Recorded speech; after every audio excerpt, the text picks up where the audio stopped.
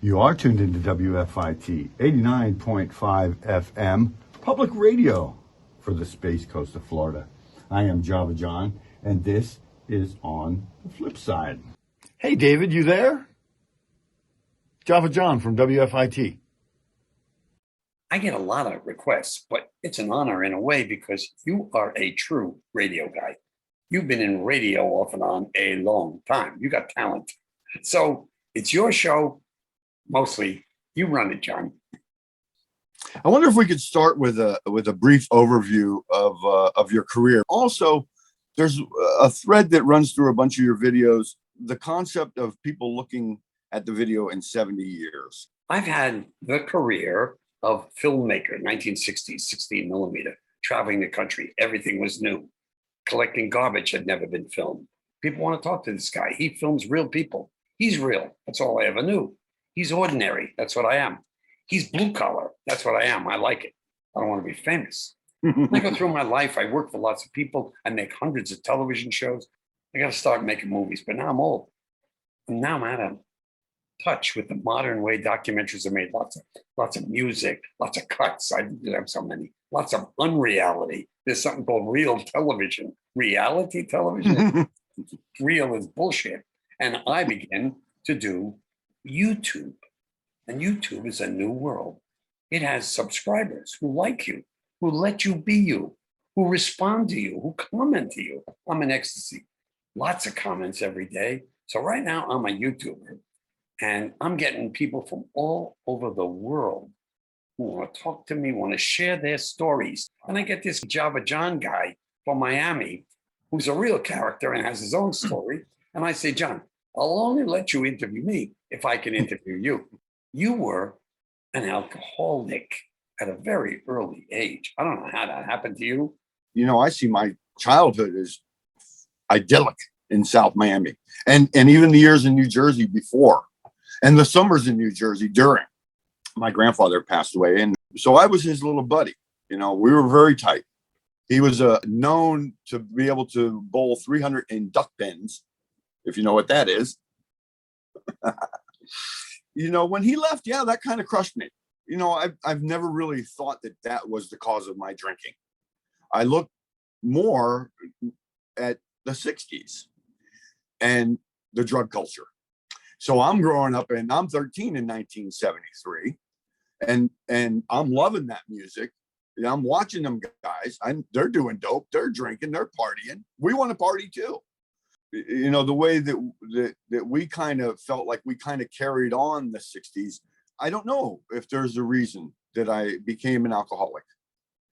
It's your turn to ask me a question, much as I'd like to ask you, because the thing I like about you, for me, is you're a guy. You're an ordinary guy. We come from the Northeast initially, which gives us a way of talking to each other that's frank and that's real.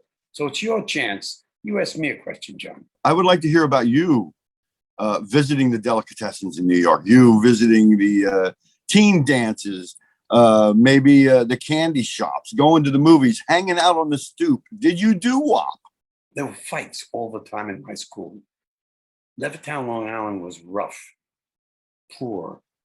Maybe I was 11, 10. I saw a boy I knew beat up another boy. And beating him up outside the schoolyard, he squeezed his balls and hurt him.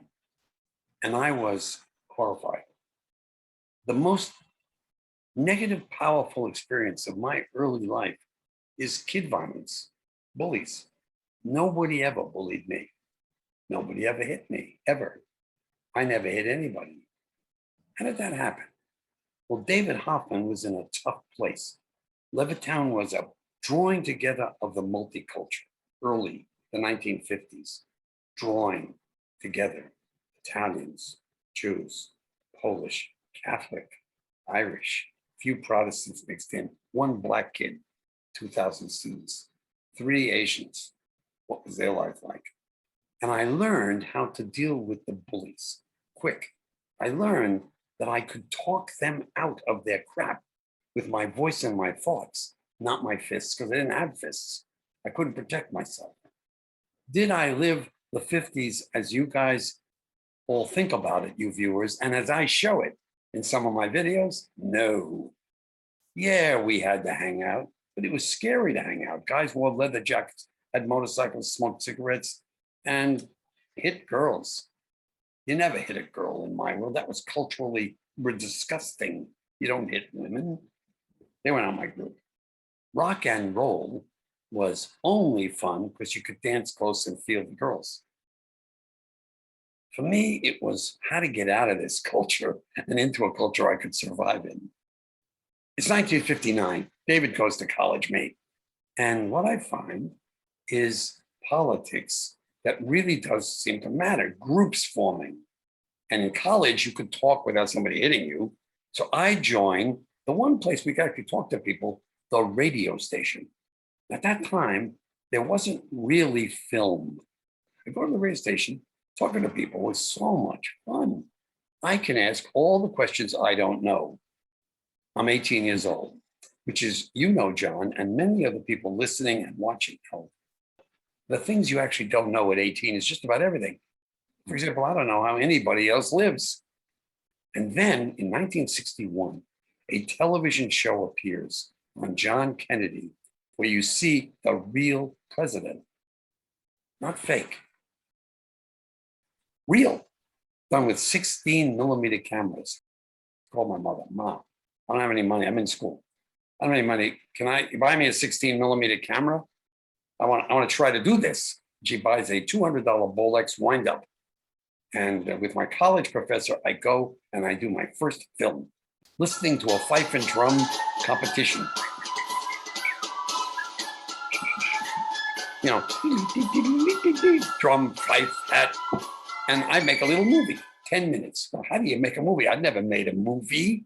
I shot it. I go home, make a movie. Okay, first thing you got to do is put the shots in order. So I put nails all around my room. And on those nails, I hang 16 millimeter film. By that point, I'm beginning to get the idea. And I make my first 10-minute movie. And I go to the laboratory in New York City to see the print. It's called an answer print. My mother, my father, my new wife, my partner, the guy I was shooting with, the professor. We sit there and we look at the film and it's awful. Don't look anything like a movie I cut.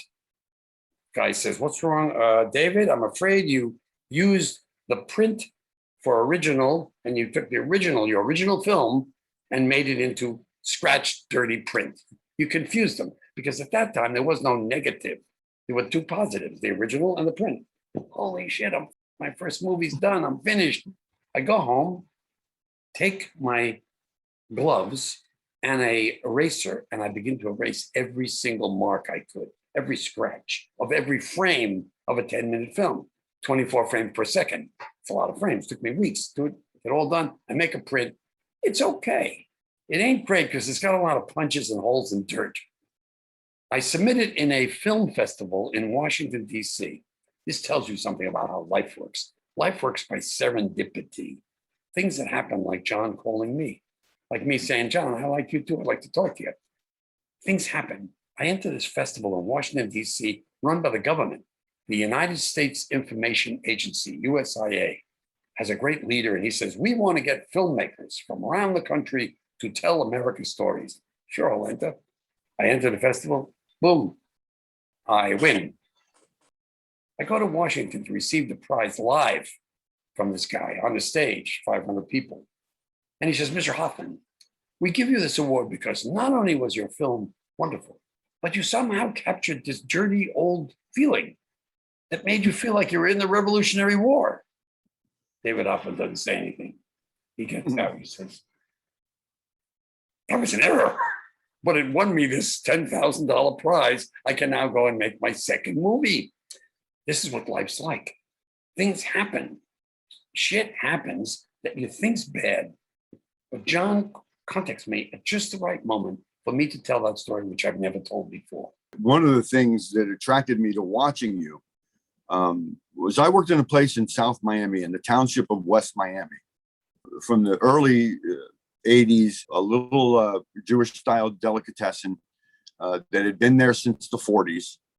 I am not Jewish myself, even though my last name sometimes sounds like a Jewish person to a lot of people. Goldacker, you know. I too have a Ukrainian and Polish heritage, and Irish and German. If you were talking about alcoholism, well, maybe there's an answer. I worked in this deli, Gold Star, where my dad would come and have lunch every day.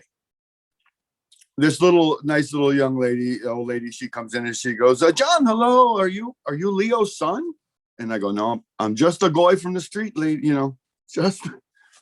She says, I want 4 slices of rye bread, please. Okay, so I give her 4 slices. So we move over to the fish counter and she says, please, a 1/4 pound of thinly sliced lox. I'd like Nova Scotia, please. So we get the lox. Then we move over to the meat case. Now, again, she's standing right there, peering up over the counter. My dad's sitting right there having his coffee. I would take your order.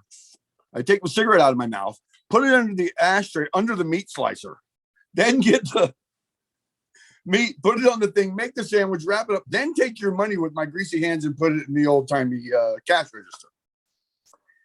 So she gets to the meat counter and she goes, yes, young man, please.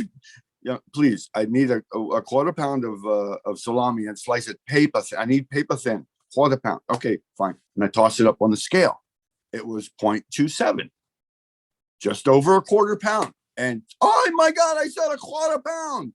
And I looked at my dad and I looked back at her and I grabbed a piece of salami and stuck it in my mouth. And I said, there, it's a 1/4 pound. My dad almost fell off the floor, spit the coffee out. The manager's behind me. He's about to fall on the floor. It was joy. She understood. It was, it was all, it was a joyful place to be. That's wonderful how you tell the story, John. I dream about the place all the time. I really do. I do. And I stayed in touch with the owner, Yassel, with Joe until he passed. The soul and the stuff that he taught me as someone waiting with somebody over a counter and as a human being. Anybody like you or me who has these mentors that come onto our lives early on or sometime, they're not famous folk, although they could be. They're ordinary folk. They're just plain working guys. I had them. I cherished those things. Those things gave me the reality of life that I have never lost, that makes me me. Make me rich, I'm still going to live the way I do. Leave me poor, I don't want to be poor, but I'll live it out. I know how to deal with it. Now, the fact that these people touched you not only tells the audience something about us, that we had this luck of these people, but they do too. It's the fact that we had people who really touched us because we were open to being touched by those people. So if you're a young person today, says David Hoffman, and probably John, and you have a person older than you who lives, working, trying, succeeding, failing, living as a family, grab it. Grab their reality of life. Don't just look at things as negative. My friends got a father who does silk screen. This is the 1950s. He prints things. In a silk screen shop, there's this big gadget printer, and it's silk, and you pull it down and you pour ink of different colors, and you pull a squeegee across it. The ink goes through only in certain places, and it creates a piece of paper, really thick paper that's beautiful, where the color sticks up from the paper. Gorgeous. I'm looking for a job. And I ask him, can I ask your father? And I ask Archie, his father. And Archie says, come on in, you're going to be the paper puller. And I walk in, my first day on the job, 16, and there's a screen, and there's a guy pulling the thing down. He pulls the ink, and then you pull the piece of paper out, and you put it there to dry. That's what I did. Silk screen. Only the guy who did it, the power man, Frenchie had big arms. He was like 25, much older than me. And on the wall next to him, he had all the girls he had slept with. Dozens of pictures after he had slept with them in Polaroids that were new. And he kept putting them on the wall every week or two. This was David with adults. I didn't know anybody like this, and my parents were like this. And this is the greatness of being at that time, before really TV showed anything but Life with Father, and before there was kind of things you saw on media that what you guys see now in social media didn't exist. It was innocent. But the innocents had the moment to be completely thrilled by something that wasn't. So every couple of weeks, Frenchie put up a new Polaroid, and David would ask him, who's that? And he would tell me all about the women. I heard more about women and more about him than ever. It was wonderful. I would have lunch with him. He would buy me this sandwich. One day, we get a new job. It involves the Pope.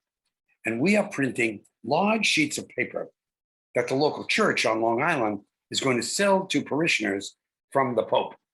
Except it wasn't the Pope, it was us. We were silk screening his name to look like he had signed it. They were charging like $50 for this thing. Went to Italy, came back from the Pope. Okay, we're the guys behind the scenes doing the work. When it was done, we did 500 of these. The boss says, David, I can't deliver this to the church. You go do it. So he drives me up, and I deliver to the church tonight. I knock on the door, and I hit the novitiate where the nuns are. A little teeny crack comes through. Yes, can I help you?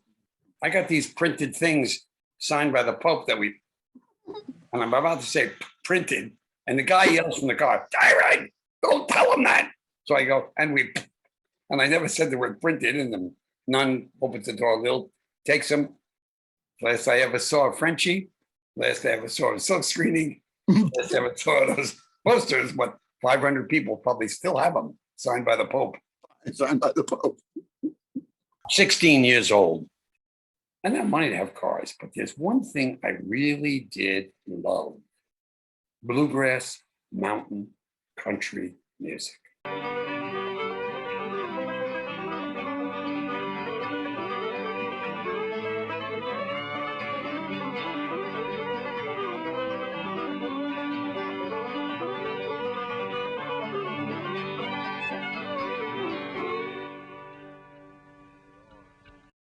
From the moment I heard it, how could music make me feel so happy?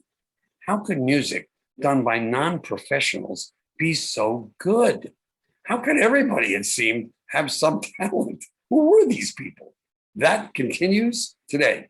At 80 years old, when David Hoffman's feeling down on life, put on anything, and it makes me rise to the occasion, to the moment I say, oh my God, life's great. Here's how we do it when we don't have no band around.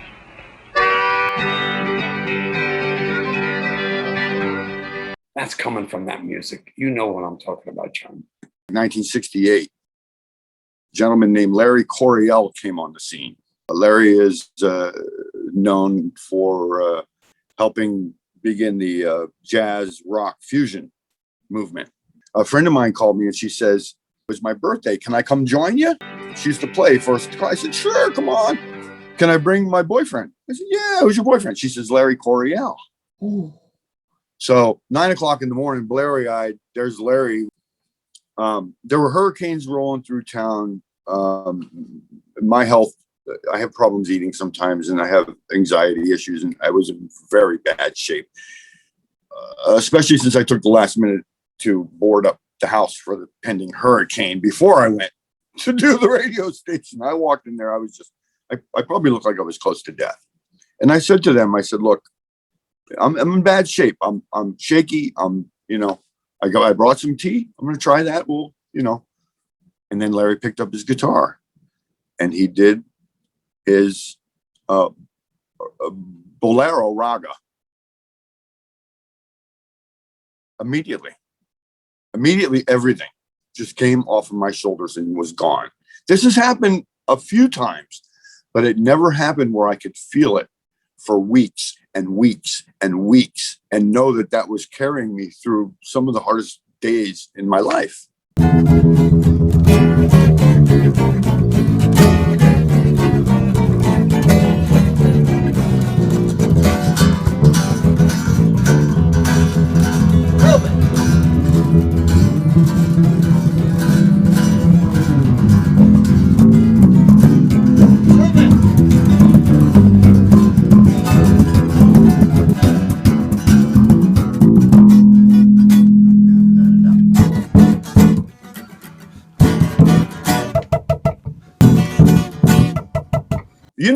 You feel it like I feel it. I want to send a big shout out to veteran filmmaker David Hoffman for the wonderful conversation. I'll be sharing much more of that with you folks in the near future. Remember, I'm here on the flip side on WFIT every Monday night from 7 to 10 p.m. I will catch you folks on the flip side. Peace.